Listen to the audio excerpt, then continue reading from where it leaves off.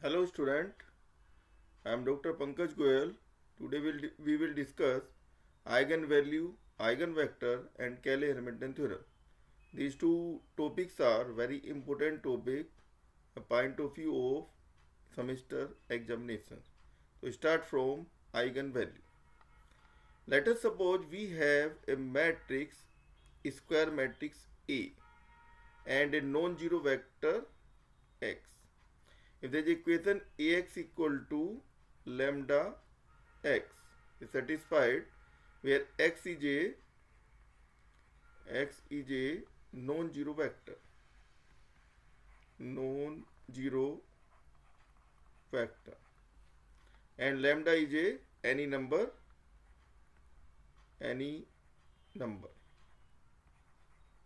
If lambda satisfied equation Ax equal to lambda x where A is a square matrix and x is a non-zero vector, then lambda is said to be the eigenvalue and x is said to be the corresponding eigenvector.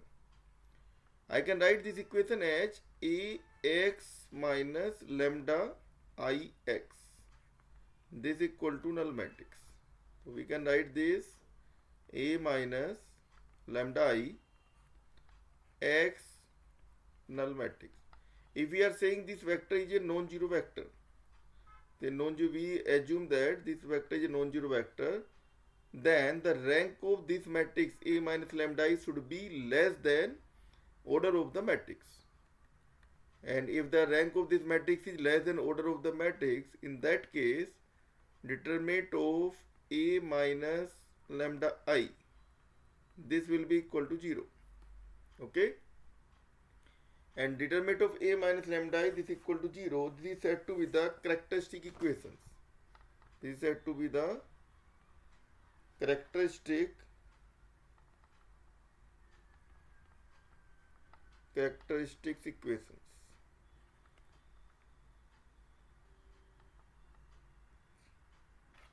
Characteristics equations, and the solutions of this equation is said to be the characteristic roots. Okay, and if we put this lambda here in this equation, the corresponding value will be said to be the eigenvector.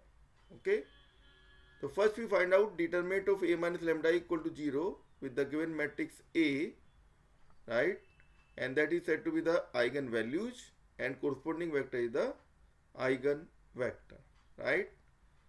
First we discuss some properties of eigenvalue. Property number 1, the sum of eigenvalue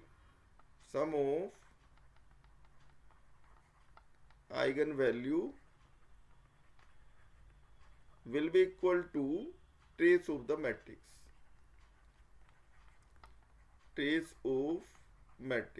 That means sigma of AII. Sum of diagonal element. The property number 2, product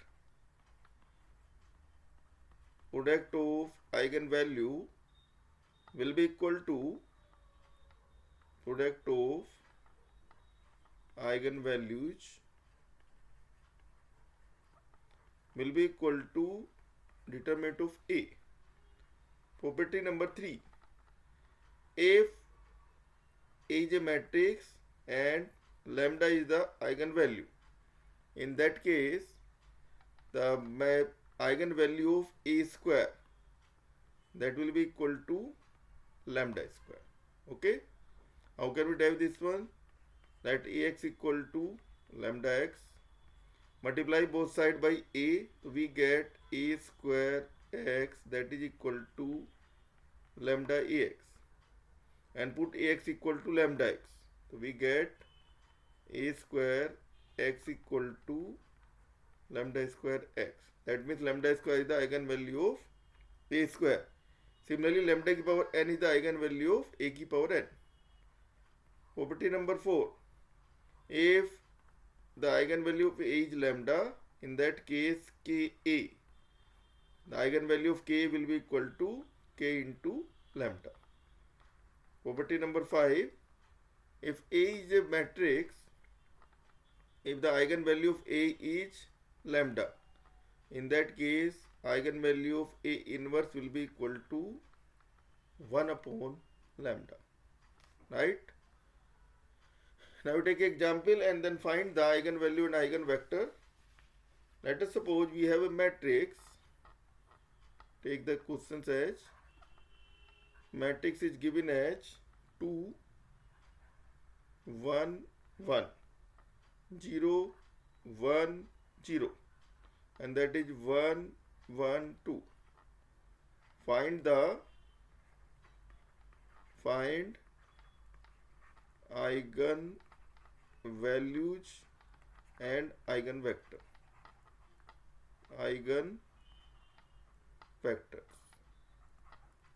Okay, find the eigenvalue and eigenvectors.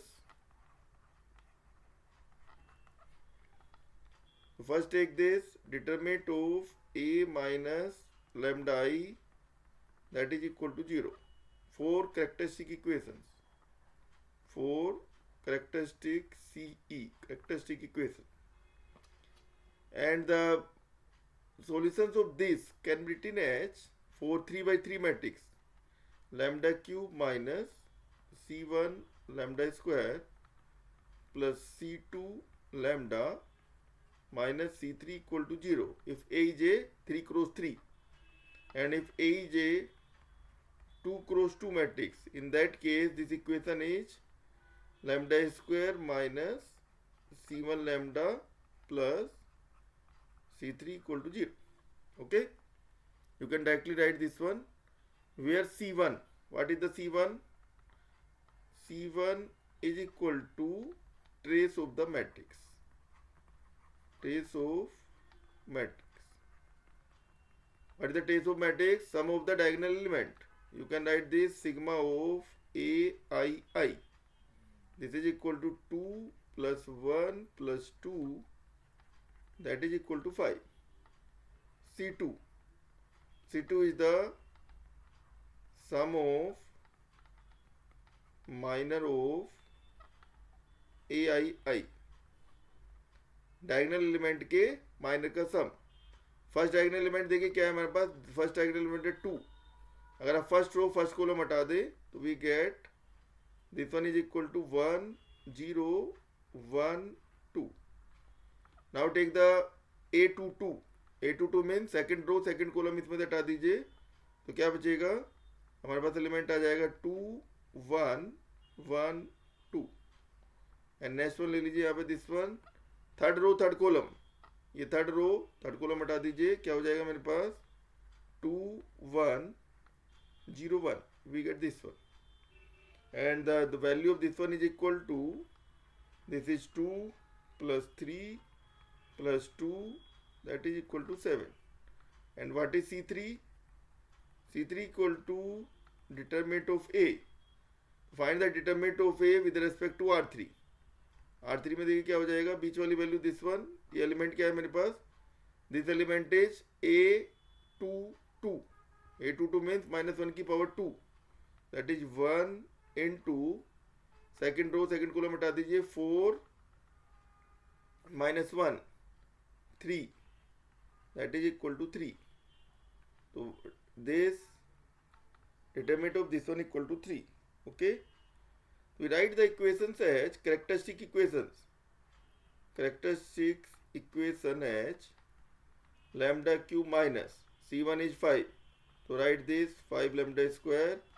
C2 is 7, write this plus 7 lambda minus 3, that is equal to 0. Find the value of lambda using calculator. Scientific, you can use the scientific calculator and find the value of lambda.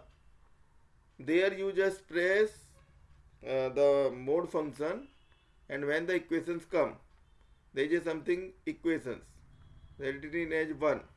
So press 1.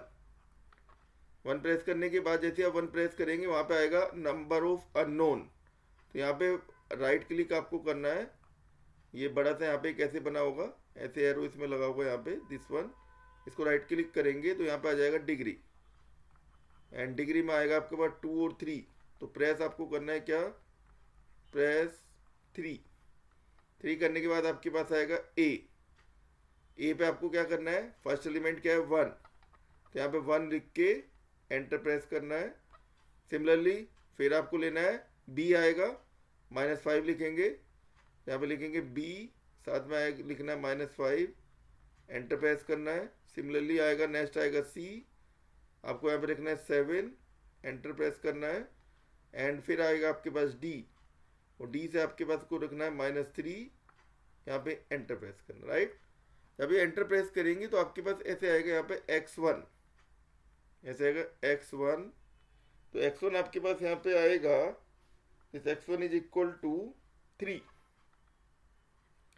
Then आएगा आपका x2 that is equal to 1, and in this case यहाँ पे आएगा a का मतलब है कि जो लास्ट वाली आइगन वैल्यू है इसको आपको रिपीट करना है। तो यहाँ से we will get lambda equal to 3 1 1। अगर मान लेते हैं सिचुएशन ऐसा हो जाए कि x1 आ जाए मेरे पास 3 और उसके बाद आ जाए आपके पास a, तो उस केस में आपका आंसर होगा 3 3 3, 3 बार 3 लिखना है। If someone here x1 equal to 3, let us suppose I say x2 equal to 5 and this x3 equal to 5, in that case this value is the complex number. क्या आएगी? ये वैल्यू हमारी complex होगी। तो आपको कैलकुलेटर में देखेंगे कि आपके पास इक्वल टू के ऊपर r एंड i लिखा होगा।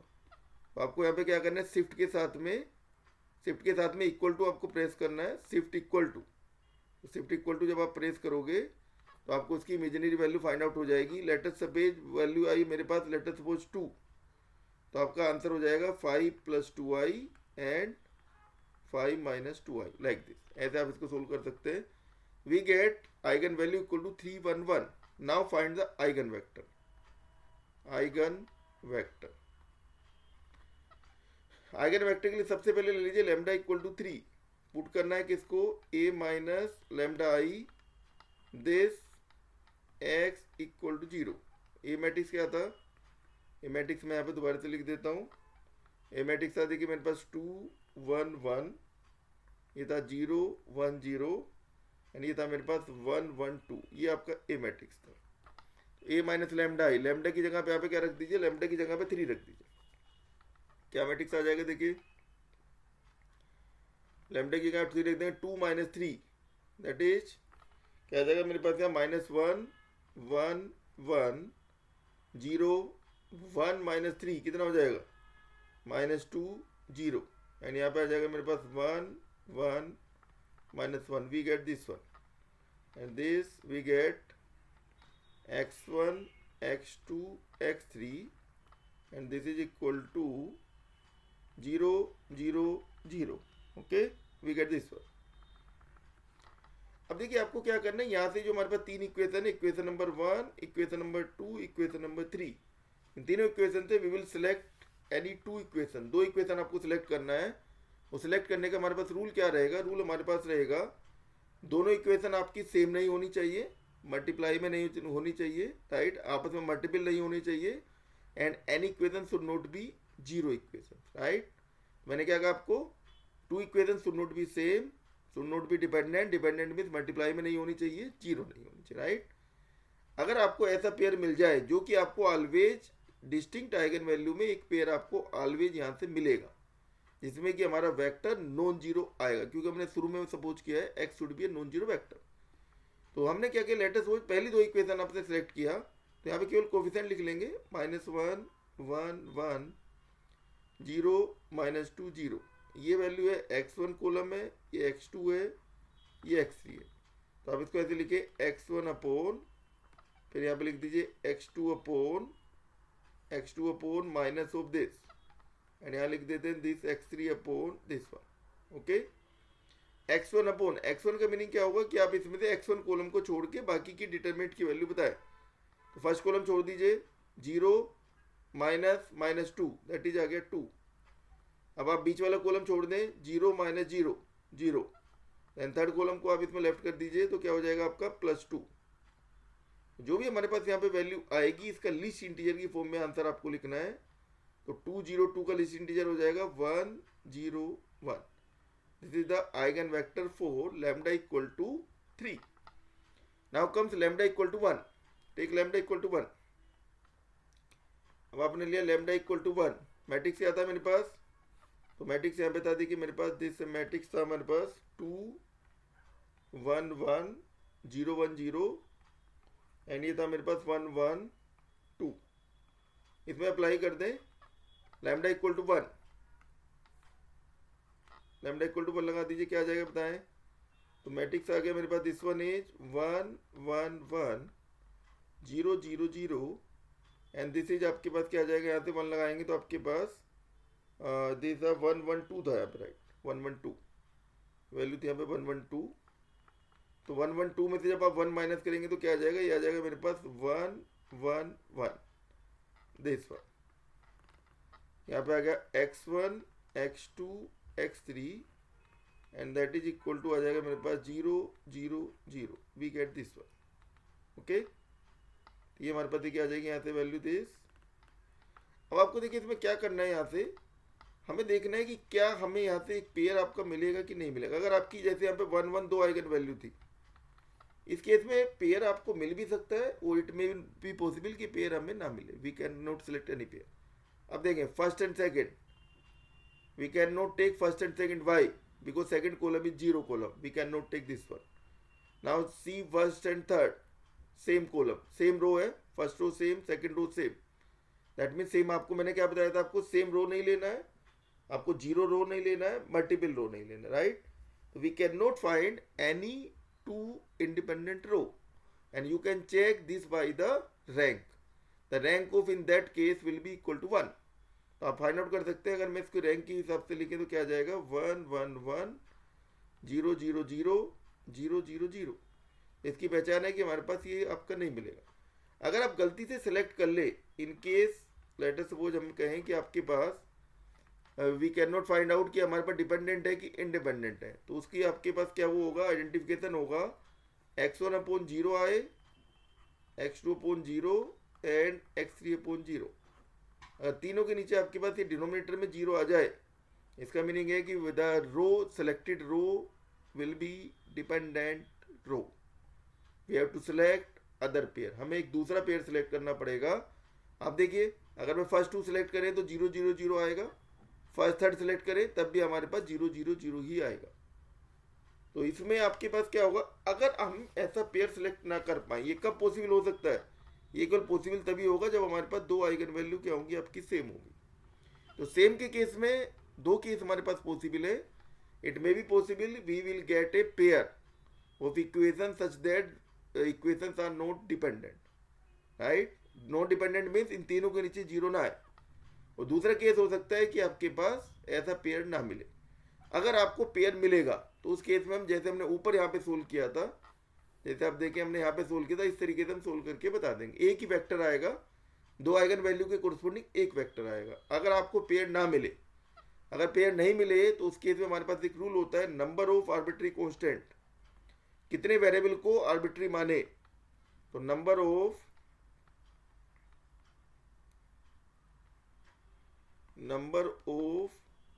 आर्बिट्री कांस्टेंट, ये जो होंगे आपके पास, दिस इज इक्वल टू क्या होगा, number of variable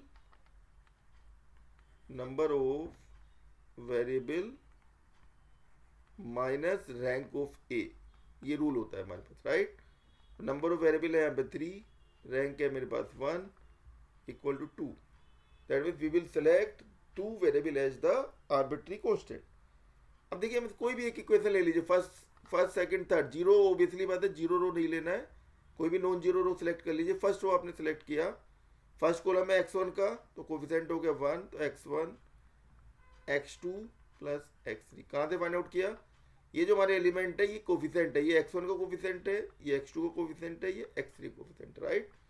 this equal to 0। हमें 2 आर्बिट्री लेना है, 2 आर्बिट्री कांस्टेंट, तो पीछे लास्ट से सिलेक्ट करें, x3 इक्वल टू k1, यहाँ पे ले लीजिए x2 इक्वल टू k2, और यहाँ पे आ जाएगा मेरे पास x1 equal to minus of k2 minus of k1। जितने नंबर ऑफ आर्बिट्री कांस्टेंट होंगे that's the same number of eigen vector हम यहाँ से इंडिपेंडेंट फाइंड आउट करेंगे। तो number of arbitrary constant will be equal to independent vector. It's okay. How can we find out the independent vector, तो take the one arbitrary constant as non-zero, let us suppose 1, and second arbitrary last arbitrary constant as 0. एक को आप लेंगे non zero, दूसरे को लेंगे zero. अब question ये है कि नॉन जीरो वैल्यू क्या लिया जाए. नॉन जीरो वैल्यू आपको इसके डिवीजन के बेस पे लेना है. यहाँ पे इसका डिवीजन 1 है तो मैंने यहाँ पे 1 लिया. 2 होगा तो केवल 2 लेंगे. डिवीजन में 3 आएगा तो केवल 3 लेंगे. और ये वैल्यू को आप इन तीनों इक्वेशन में पुट करके वेक्टर फाइंड आउट करें. देखिए वेक्टर क्या आएगा हमारे पास, k1 इक्वल टू 1, तो ये -1, यहाँ से आएगा आपका 0, यहाँ से आएगा 1, तो वेक्टर हो गया -1 0 1. We get this vector. अब इंटरचेंज कर दे. अब ले लीजिए k2 equal to 1 and k1 rest 0, तो क्या आएगा आपके पास, we get -1 1 0. We get this vector. तो we get this 3 vector and third vector हमारे पास यहाँ से फाइंड आउट हुआ था क्या, 1 0 1. We get third vector as 1 0 1. अभी हमने ऊपर देखिए फाइंड आउट किया था, ये क्या था हमारे पास, वेक्टर था 1 0 1. ओके. अब देखिए हमारे पास क्या है कि ये जो मैट्रिक्स बना है, इस मैट्रिक्स को यहाँ से हम एक मैट्रिक्स बना सकते हैं P, एंड P को हम कहते हैं model matrix. Model matrix. Model matrix क्या होगा, ये जो आइगन वेक्टर आए इनके कॉलम फॉर्म में एक मैट्रिक्स में लिख दीजिए. तो -1 0 1 -1 1 0 एंड ये हो जाएगा 1 0 1. We get this matrix. इस ऐसे मॉडल मैट्रिक्स को हम क्या बोलेंगे, we will say the matrix is equal to the model matrix. Okay. तो मॉडल मैट्रिक्स आने के बाद हमारे पास एक ट्रांसफॉर्मेशन होता है डायगोनलाइजेशन. एक हमारा होता है डायगोनलाइजेशन. तो डायगोनलाइजेशन में क्या होगा, D will be equal to P inverse AP होता है. P इनवर्स AP, इस प्रोसेस को हम कहते हैं diagonalization of the given matrix. This is the diagonalization of given matrix, right.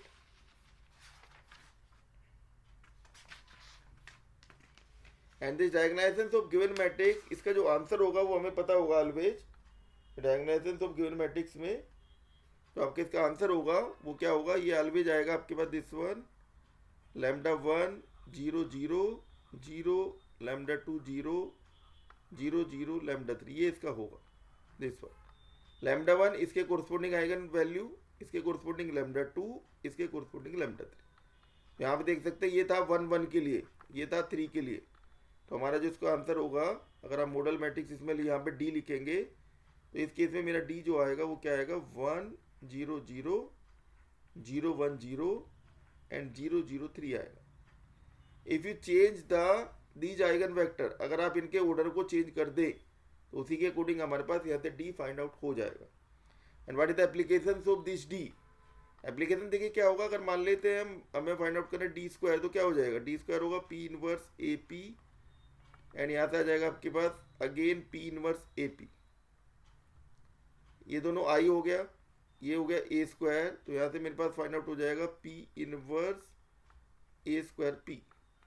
Similarly you can find out D cube. D cube क्या होगा बताए, सेम तरीके से आपके पास D क्यूब हो जाएगा P inverse A cube P हो जाएगा. वो जनरलाइज फॉर्म में हम इसको लिख सकते हैं P इनवर्स A की power n P that is equal to D की पावर n. एंड D की पावर n क्या होता है हमारे पास, अगर हमने D ऊपर वाला मैट्रिक्स सपोज किया है तो D की पावर n हमेशा होगा आपके पास λ1 की पावर n 0 0 0 λ2 की पावर n 0 0 0 λ3 की पावर n. तो हम डायरेक्टली D की पावर n फाइंड आउट कर सकते हैं. तो from here if you multiply pre multiplication bye P, post multiplication bye P inverse, we get an equal to P D की power n and this P inverse. This is the applications of this. So by using this one, you can find the any power of A. It may be 100, 1000, 1 lakh. You can find out any power of A. So this is the applications of diagonalizations of the matrix. Clear? अब हम देखिए इसी question को ले लेते हैं. Same question हमने लिया, इसी क्वेश्चन में आगे चलते Cayley Hamilton theorem. Cayley Hamilton theorem, Cayley Hamilton theorem. ये थ्योरम आपको क्या कहेगी, according to this theorem every square matrix satisfied its characteristic equation. If I am saying A, अगर हमने यहाँ सेम मैट्रिक्स लिया जो हमने पहले लिखा आपके पास, सेम मैट्रिक्स ले लीजिए, दैट इज 2 1 1, ये हो गया 0 1 0, and this is 1 1 2, same matrix मैंने लिया दिस वन। एंड इसकी इक्वेशन हमारे पास क्या आई थी, देखिए इक्वेशन हमारे पास आई थी यहाँ पे A cube lambda cube minus 5 lambda square plus 7 lambda minus 3 equal to 0. What is the Cayley-Hamilton theorem said? Cayley-Hamilton theorem said that if we replace lambda by a and this last term by 3i constant into I, so that means this say a cube minus 5a square plus 7a minus 3i, it will be equal to null matrix. तो कैलेन-मेटन theorem क्या कहती है हमें? Every square matrix satisfied it's characteristics equation.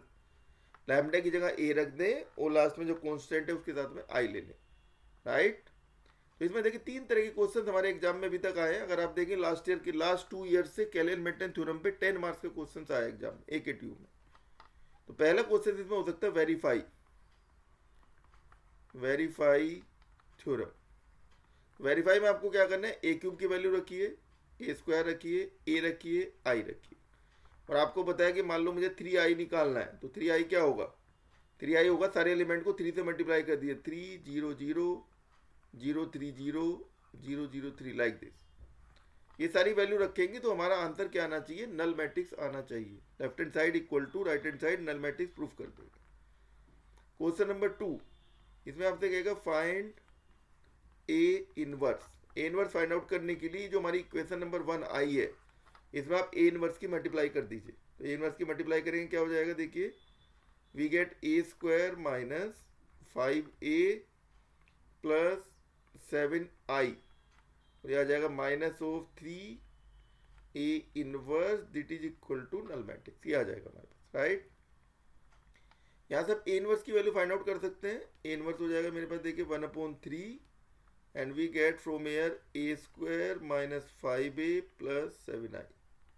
इसको solve करके बता देंगे तो ये जो मैट्रिक्स आएगा दैट इज ए इनवर्स आ जाएगा, ए इनवर्स। समटाइम्स कुछ हो सकता है आपसे कोई दूसरी पावर पूछ ले, मान लीजिए मैं आपसे कहूँ a की पावर -1 2, दैट मीन्स a की पावर अगर -2 आपसे फाइंड आउट कराए तो ए इनवर्स निकाल के आप मल्टीप्लाई करेंगे तो a की पावर -2 फाइंड आउट हो जाएगा। वेरी इजी क्वेश्चन है, 10 मार्क्स के क्वेश्चन आए पिछले 2 ईयर में। आपकी बात अगर देखें यहाँ से, इस बार मुझे लगता है कि आपका आइगन वैल्यू आइगन वेक्टर में भी आपका पॉसिबल है एग्जाम में आए, तो दोनों टॉपिक बहुत ही इंपॉर्टेंट टॉपिक है।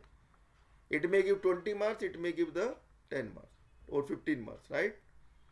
थर्ड हमारे पास है एक गिवन, हमारे पास इक्वेशंस होगी, गिवन फंक्शन होगा, आपसे कहेगा find the value of that one. That means late us suppose I से a की पावर 8 माइनस 5 a की पावर 7 प्लस 7 a की पावर 6 माइनस 3 a की पावर 5 प्लस a की power 4 minus 5a cube plus 8a square minus 2a plus i।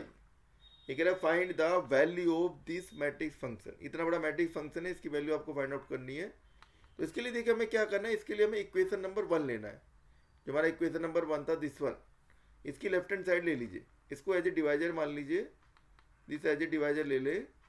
इससे आप ये जो फंक्शन आपको गिवन है इसको आप डिवाइड कर दीजिए, और डिवाइड करने के बाद जो आपका रिमाइंडर आएगा वही हमारा क्या होगा, इसको सोल्व करके आपकी इक्वेशन आएगी, राइट। तो हम क्या करेंगे, पहले यहाँ पे ले लेंगे, यहाँ पे दिस वन मैंने यहाँ पे ले लिया, देखिए A cube minus 5a square plus 7a, और यह आ जाएगा आपके पास माइनस ऑफ 3i। इसको एज ए दिस ले लीजिए, इसको डिवाइड कर दीजिए इस पूरे फंक्शन से। जो आपको फंक्शन ऊपर गिवन है, जो भी मैट्रिक्स फंक्शन जिसकी वैल्यू आपको फाइंड आउट करना है उसको यहाँ लिख दीजिए। इसको यहाँ पे मैंने लिख दिया, देखिए a की पावर 8 माइनस 5 a की पावर 7 प्लस 7 a की पावर 6 माइनस 3 a की पावर 5 प्लस a की power 4 minus 5 a cube plus 8a² minus 2a plus I, इसको डिवाइड कर दीजिए। फर्स्ट टर्म a³ ये a की पावर 8, a की पावर 5 टाइम चला दीजिए इसको, तो यहाँ पे क्या हो जाएगा a की पावर 8 माइनस 5 a की पावर 7 प्लस 7 a की पावर 6 माइनस 3 a की पावर 5। इस a की पावर 5 से इस पूरे को मल्टीप्लाई करके नीचे लिख दीजिए। ये आ गया this one, minus plus minus plus, ये आपका सबका सब कैंसिल आउट हो जाएगा, right. We get this one, ये कैंसिल आउट हो जाएगा हमारा, दिस कैंसिल दिस, हमारे पास क्या बच गया यहाँ से, वी गेट a की power 4 minus 5 a³ plus 8a² minus 2a plus I, we get this one. अब देखिए a³ से a की पावर 4 को अगर आप इसमें कट करें तो कितने टाइम्स होगा, a टाइम्स, तो यहाँ पे लिख लीजिए प्लस a लिखेंगे, फिर मल्टीप्लाई कर दीजिए पूरे को, a की power 4 minus 5a³ plus 7a² minus 3a, minus कर दें इसको, साइन चेंज कर दीजिए माइनस के लिए, minus plus cancel out, second cancel out, तो यहाँ से क्या आ जाएगा आपका a² आ जाएगा, यहाँ से आ जाएगा मेरे पास प्लस a, और ये ऊपर से आ जाएगा मेरे पास प्लस आई, ये हमारा इसका आंसर हो जाएगा। इसे आप a² a और i की वैल्यू रख देंगे तो यही हमारे पास फाइनल आंसर रहेगा। This is the value of the given matrix function. इस तरीके से आप इसकी वैल्यू को फाइंड आउट करके बता सकते हैं। ओके, अब देखिए मान लेते हैं कि आपसे कह रहा है कि फाइंड द, अब हम 2x2 एक मैट्रिक्स लेके सोल्व करके देखते हैं क्या 2x2 मैट्रिक्स हम सोल्व कर पा रहे हैं कि नहीं। ये था हमारे पास 3x3, अब ले लीजिए 2x2, मान लीजिए 2x2 मैट्रिक्स हमें लेना है।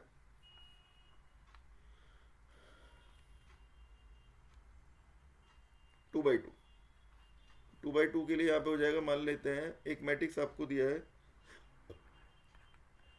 5 4 1 2, find the model matrix, find model matrix if possible. तो हमने क्या कहा इसको, determinant of a minus lambda i equal to 0, this is a 2 cross 2। इसके लिए इक्वेशन क्या बताई थी मैंने आपको, इक्वेशन लिख दीजिए λ² minus c1 lambda plus c3 equal to 0। c1 क्या था, sum of the diagonal element 5 plus 2 that is equal to 7। c2 क्या था, c3 क्या था हमारे पास, डिटरमिनेंट ऑफ a, और डिटरमिनेंट ऑफ a क्या आ जाएगा यहाँ से देखिए, डिटरमिनेंट ऑफ a की वैल्यू आ जाएगी यहाँ से हमारे पास 10 minus 4 that is equal to 6। Okay, हाँ दूसरा क्या है कि जैसे हम कोई क्वेश्चन करेंगे मैट्रिक्स का, ये जो जैसे अपने यहाँ पे मैट्रिक्स की वैल्यू फाइंड आउट की दिस वन, यहाँ से जैसे फाइंड आउट किया, ये जो वैल्यू आपकी आएगी यहाँ पे आपको चेक जरूर करना है। चेक करने के लिए ये जो वैल्यू आई है इसको आपको चेक करके बताना है। 3 1 1 आया है, तो इसके लिए फर्स्ट चेक होगा सम ऑफ लैम्डा i, ये क्या होगा, ये होना चाहिए trace of the matrix 3 plus 1 plus 1 5, और ट्रेस ऑफ द मैट्रिक्स भी क्या था मेरे पास 5 था, राइट। एंड दूसरा आपको चेक लगाना है इसमें प्रोडक्ट ऑफ लैम्डा i, ये क्या होना चाहिए, डिटरमिनेंट ऑफ a के इक्वल होना चाहिए। अगर ये दोनों कंडीशन आपके सेटिस्फाइड हो जाए तभी आप इसमें आगे सोल्व करें, अदरवाइज हमारे मार्क्स यहाँ से क्या होंगे, कट जाएंगे। तो इसी चीज को हम नीचे चेक कर लेते हैं।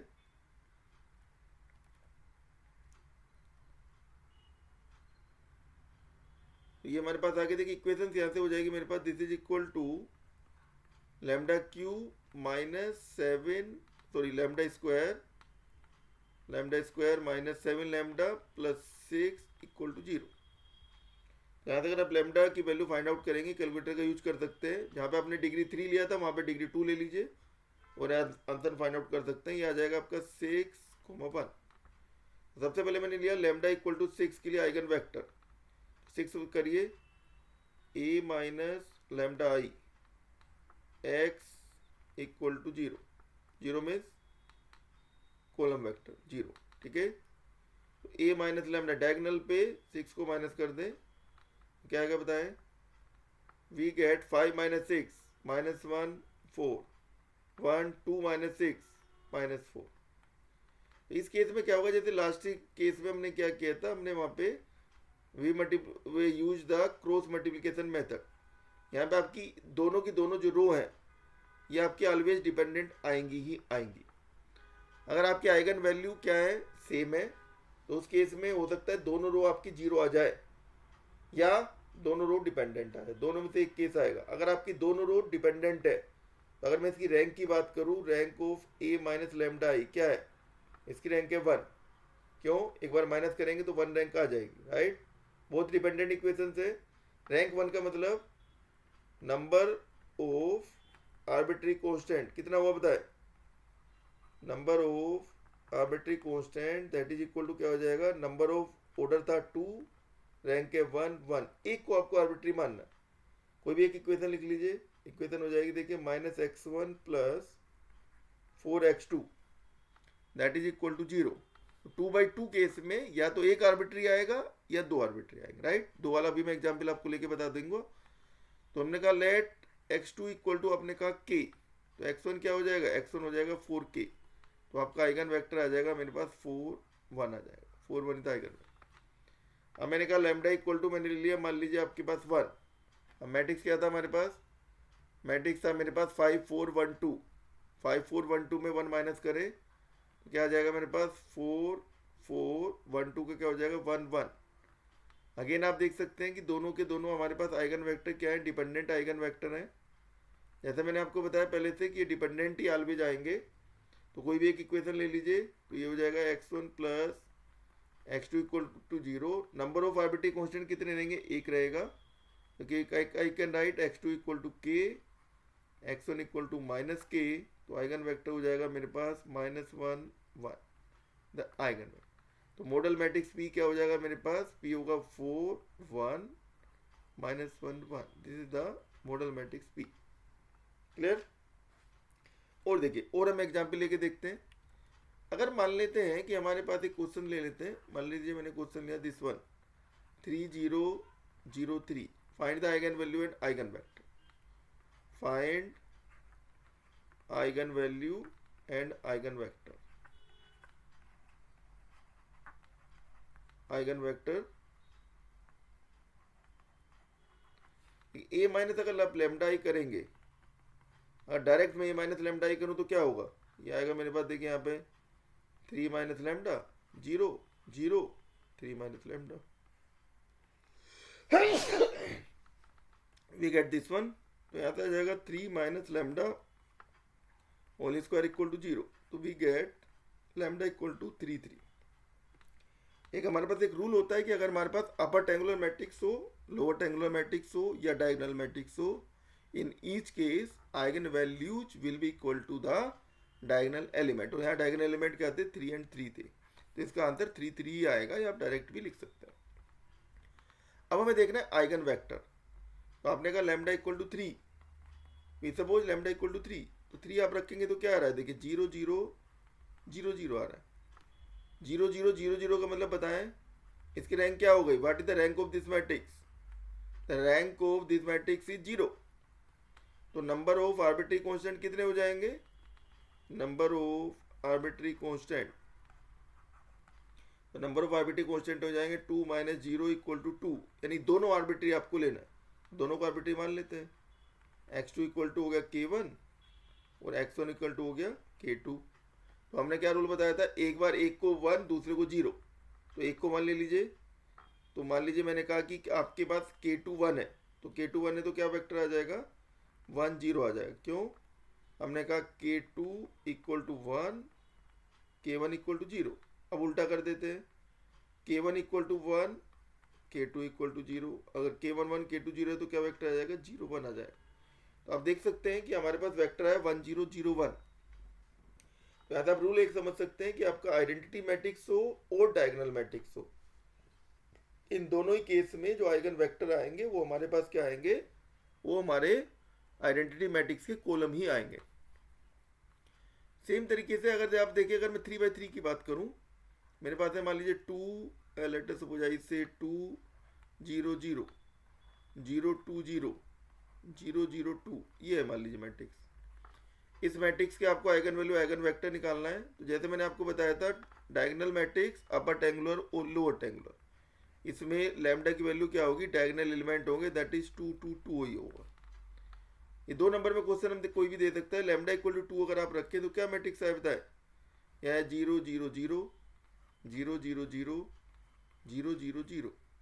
तो रैंक क्या हो गई, rank of the matrix is 0। Rank of the matrix क्या हो गई, रैंक ऑफ द मैट्रिक्स 0 हो गई, ओबियस सी बात है। इफ आपकी रैंक ऑफ मैट्रिक्स आपकी 0 हो जाएगी तो क्या होगा, कितने आर्बिट्री हुए, number of arbitrary equal to number of arbitrary constant. How many number of arbitrary constant, that is equal to number of order is 3 and rank is 0। 3 तीनों के तीनों आर्बिट्री होंगे। जब आपके तीनों आर्बिट्री होंगे तो क्या लिखेंगे आप, तीनों को आर्बिट्री मान लीजिए। तीनों को आर्बिट्री मैंने माना, मैंने कहा let x1 equal to k1, x2 equal to k2 एंड x3 इक्वल टू k3। तीनों मैंने आर्बिट्री मान लिया। एक को 1 ले लीजिए, बाकी सबको 0 ले लीजिए।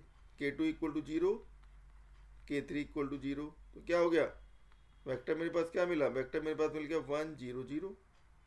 अब उल्टा कर दे, अब कहिए कि k1 0, k2 को इस बार 1, बाकी दोनों 0, k3 इक्वल टू 0। वेक्टर क्या आ गया मेरे पास 0 1 0। सेम तरीके से अगर आप इसमें चेंज करें तो क्या आएगा, अब लास्ट वाले को 1 ले लीजिए। ये था देखिए k1 k2 k3, k3 1, बाकी सब आपका 0। वेक्टर क्या आ गया मेरे पास, यहाँ से वेक्टर आ जाएगा 0 0 1। यू कैन सी दैट ये कहता था हमारे पास डायगोनल मैट्रिक्स था। तो डायगोनल मैट्रिक्स के केस में हमारा जो आइगन वेक्टर्स आएंगे वो हमेशा आइडेंटिटी मैट्रिक्स के कॉलम आएंगे, 1 0 0 0 1 0 एंड दैट इज हो गया हमारे पास 0 0 1। ओके, अब एक और मैट्रिक्स लेके देखते हैं, 2 by 2 मैट्रिक्स लेता हूँ। लेट अस सपोज मेरे पास एक मैट्रिक्स है हमारे पास, ये है देखिए 2 1 एंड यहाँ पे ले लेता हूँ 0 2। ये मैट्रिक्स है मान लें, कैसा मैट्रिक्स है, अपर ट्रायंगुलर मैट्रिक्स है। अपर ट्रायंगुलर मैट्रिक्स में लैम्डा क्या हो जाएगा, डायगोनल एलिमेंट हो जाएगा। जैसे हमने बताया कि लैम्डा क्या होगा, डायगोनल एलिमेंट हो। जब ये आपका डायगोनल एलिमेंट होगा तो डायगोनल एलिमेंट में, डायगोनल एलिमेंट क्या है 2 2 है, तो आइगन वैल्यूज की क्या रहेंगी 2 2 ही रहेंगी। अब देखिए अगर मैं कहूँ लैम्डा इक्वल टू, मैंने रख दिया 2, तो लैम्डा इक्वल टू 2 पे क्या है, लैम्डा इक्वल टू 2 पे 2 माइनस 2 0 1 0, यहाँ पे क्या, यहाँ पे आ गया 0। तो इसको आप अगर x1 x2 के साथ देखिए, x1 x2 रैंक कितना है बताए, रैंक इसका मेरे पास है 1, कोई एक नॉन जीरो एलिमेंट है 1 रैंक हो गई। तो नंबर ऑफ आर्बिट्री कांस्टेंट कितना, number of arbitrary constant, number of arbitrary constant कितना हो गया आपके पास, रैंक माइनस